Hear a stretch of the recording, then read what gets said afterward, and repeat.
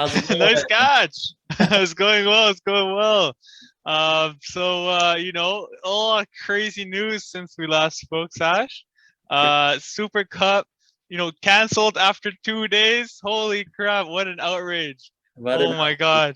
Yeah, what are your thoughts on all that? just very happiness, I So think much joy and happiness and unity. This is exactly the theme we were talking about last time, right? Everyone coming together, yeah, and that's exactly what happened.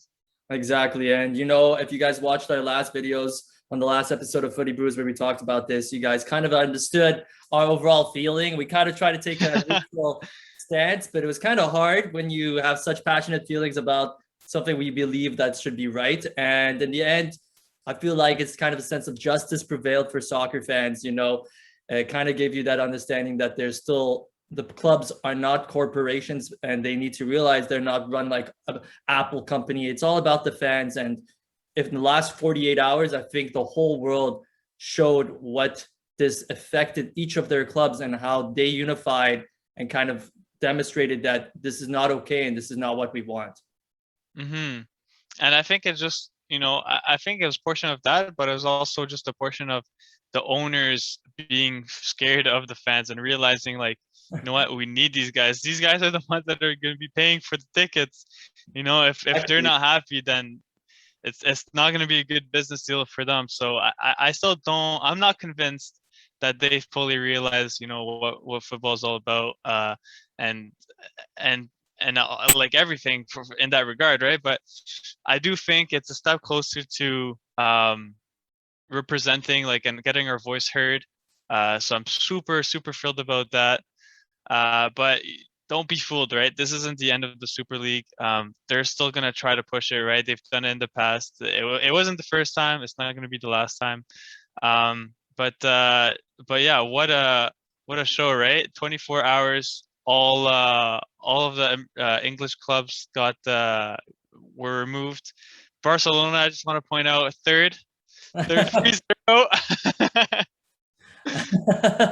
So, I mean, I guess for those who didn't know how it kind of broke down, we'll give you a little bit of understanding. So, the first 48 hours of how all of it went down, the huge uproar came from the English fans specifically. We saw the first teams to kind of wanted to get out were what we heard throughout the Sky Sports, for all the entertainment, soccer sports channels, that it was basically the fans uproared and the clubs realized, oh snap, we messed up. So it was kind of whoever was the first, it was like a race to get out first, because whoever was going to get out first kind of shows, what we can keep that faith with the fans to say, hey guys, we made a mistake.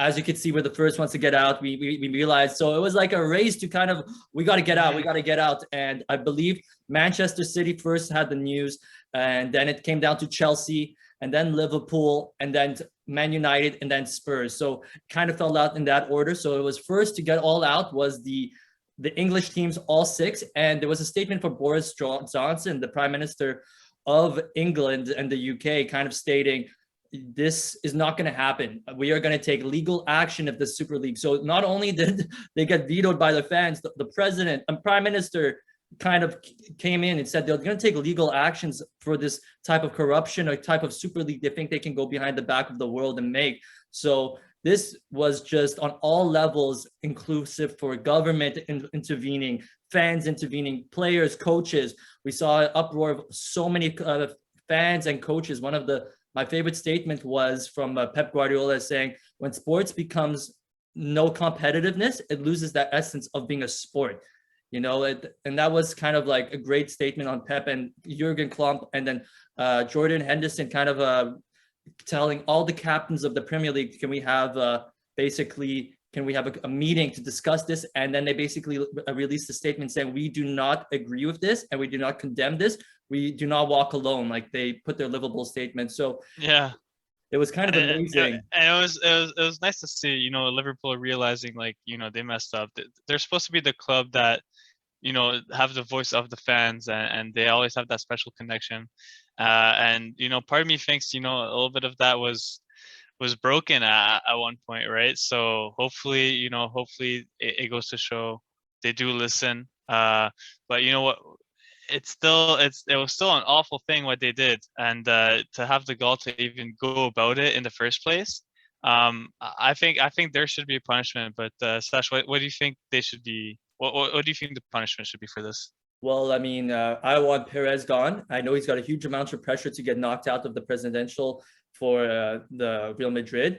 There's that Agnelli apparently was supposed to resign, but then apparently came back. So there's kind of like mixed feelings of what's going on in Juventus, because obviously the two heads, I'll call them the two snakes, the biggest of them all. Yeah, to use their own words against them. Exactly. Perez and Agnelli were the two biggest culprits for this corruption league that they thought was all about saving the grace of football. And those two need to be gone. That's my biggest biggest opinion.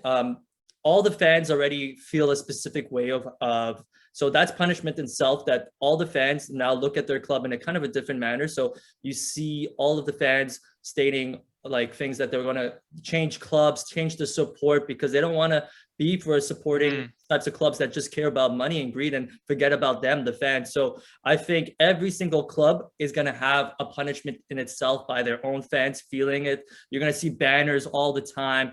You're going to be seeing wanting more from the board. So the Man United, for example, is owned by the Glazers family, and there's an uproar for the Man United supporters saying, you need to sell this club. We don't want you as the chairman.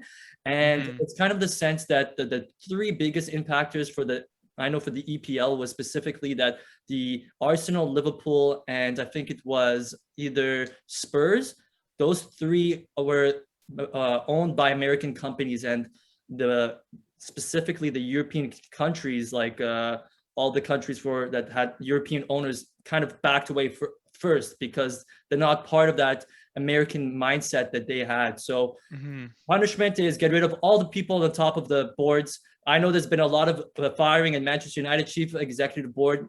Funny thing is, Harry Maguire went to the actual CEO and said this is not acceptable and that he wants to have this change. So, I mean, I don't know if punishment will be taken into account, because these guys are freaking greedy ass CEOs that obviously don't think they did it wrong, and now they're just backtracking because they saw the repercussion of their actions. But I think, yeah, just get them out. What do you think? No, I think that's a great answer. I think a lot of people were thinking, penalize the clubs, reduce some points, kick them out of the Champions League. And, I don't think that's necessarily the best approach for football as a whole. It kind of goes against what we were trying to start in the first place. And it wasn't the presidents and the owners of the clubs, they don't care about how the team does. They don't care about how the team performs. They just care about money, right? Exactly. And that's why they're doing that Super League. So they don't actually care about the competition. I heard some quotes of some, presidents. They didn't even realize what color their own team was, what color jersey their own team was. So like that just goes to show how embarrassingly, awful that they don't care. They really don't care, and they can't. There's also another quote where one of the board of the managers, he couldn't even understand the concept of relegation, right? Like looking like Ted Lasso up in here, like straight up, he doesn't understand. Yeah. So it just goes to show penalizing the clubs for in performance by removing points, deducting them at that level. I don't think fines is going to do it. So I think you're absolutely right. I think we have to go to the core of the problem and try to replace the board itself. Exactly. And if that's going to happen, we'll see. I know some of the EPL clubs have had a lot of restructuring, with some of the chief executives of Man United getting fired. I know there was a huge amount of Agnelli, the vice president of Juventus, to get removed. There was talks that he did get removed, didn't actually end up happening. I just saw him at the Juventus game supporting Juventus, so I don't think he's stepping down. But there needs to be, all of these people need to be taken down a notch and realize that these aren't corporate businesses. These are club-run businesses based on sport. And the quicker they realize that, the quicker they see they don't have all the power they think they have. And there's a funny controversy going on right now that apparently Perez kind of planned this all out.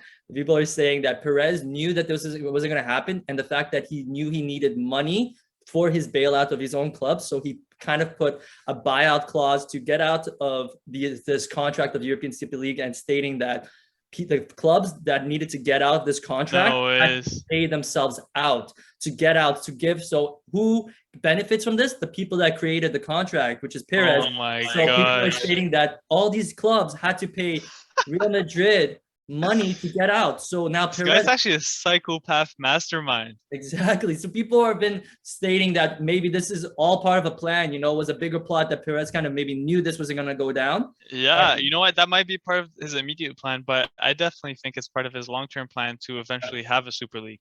I Yeah, think yeah. he is not going to back down from the idea.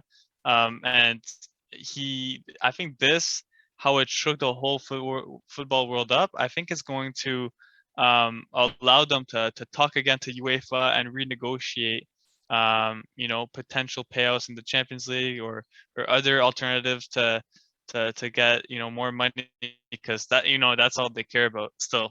Perez has not changed. He just sees football as a business and not as human beings. So it's a shame to see. But yeah, what do you have any closing thoughts on all of this? All our closing thoughts is yes, us the fans won. So Yes. you know what? That's a celebratory in itself. Great to see the soccer world coming together. So all I could say is we won, guys. We did it. Hopefully, this is a wake up call. Imaginary cheers, Romain, for that. But to wrap it up, thank you guys for watching. Don't forget to subscribe, hit the like button, and share this channel as much as you can. But that's it for now. Anything for you, Romain? Oh no, you well said, well said. Footy Brews out. Footy Brews out. Cheers.